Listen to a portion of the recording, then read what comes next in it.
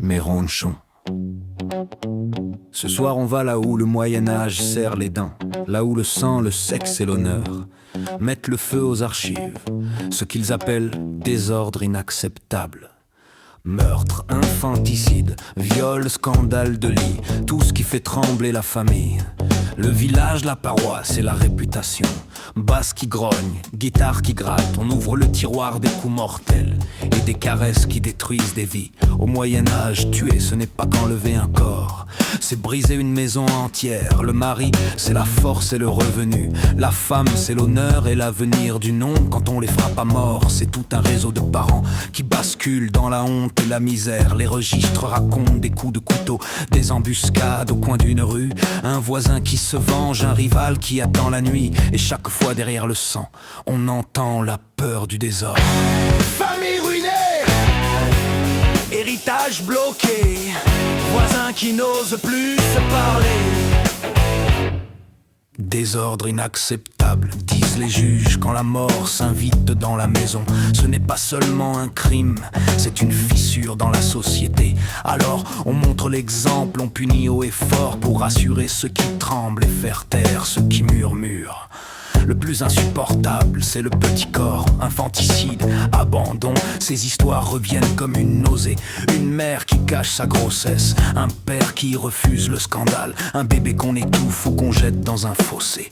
Les textes décrivent des nuits d'angoisse, des voisines qui ont entendu un gémissement, des sages-femmes qui se taisent trop longtemps. On juge la femme, on juge sa vertu, on juge la famille qui n'a pas voulu voir. L'enfant mort devient le symbole de tout ce qu'on craint. La misère, la honte, la perte de contrôle sur les corps. Désordre inacceptable, crient les chroniqueurs. Quand même le berceau devient tombe.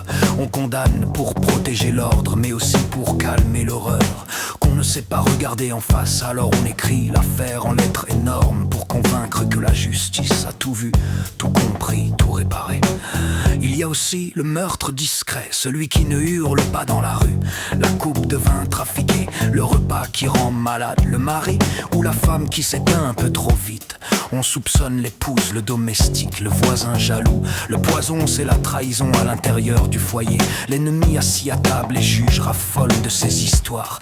Elles montrent que même la maison peut devenir piège mortel. On fouille les rumeurs, les rancœurs, les vieilles disputes. On cherche la main qui a versé la poudre et parfois on la trouve surtout dans l'imagination apeurée du village. Et puis, il y a les crimes de mœurs, ceux qui salissent sans forcément tuer.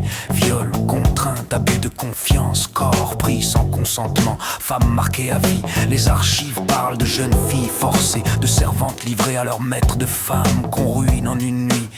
La violence n'est pas seulement physique, on détruit l'honneur, la possibilité de se marier, la place dans la communauté. Souvent le coupable s'en tire mieux que la victime, une amende, une fuite, un bon réseau. Elle reste avec un nom taché et des portes qui se ferment d'une à une. Les juges parlent d'exemples, les prédicateurs parlent de péché, mais au bout du compte, c'est toujours le même corps qui paye. Désordre inacceptable, répète-t-il, quand le sang ou la honte déborde des lits. On jure de défendre les faibles, on parle de morale publique, mais derrière les grands mots, on protège surtout l'image d'un monde bien rangé. Regarde autour de toi, mon ronchon, les féminicides, les agressions, les scandales étouffés par la respectabilité. On ne dit plus crime de mœurs, on parle de faits divers, d'affaires sensibles, de dossiers explosifs. Les mêmes histoires de familles brisées, de victimes isolées, de coupables bien introduits. On change les costumes, on change les lois, mais le désordre inacceptable reste le même. La violence faite aux proches, cachée derrière les façades propres. Voilà ce que ces pages médiévales nous renvoient. Pas seulement des horreurs lointaines, mais un miroir. Au bout des siècles, on voit la même peur du scandale, la même manie de punir fort pour masquer qu'on protège mal. Mais ronchons, tant que meurtres et crimes de mœurs seront traités comme des anomalies, au lieu d'être tardés en fesses, le tesoureux là, tapissé sous le tel peuple le golera, rend son tola sur ce postin. Le n'est pas cicatrice.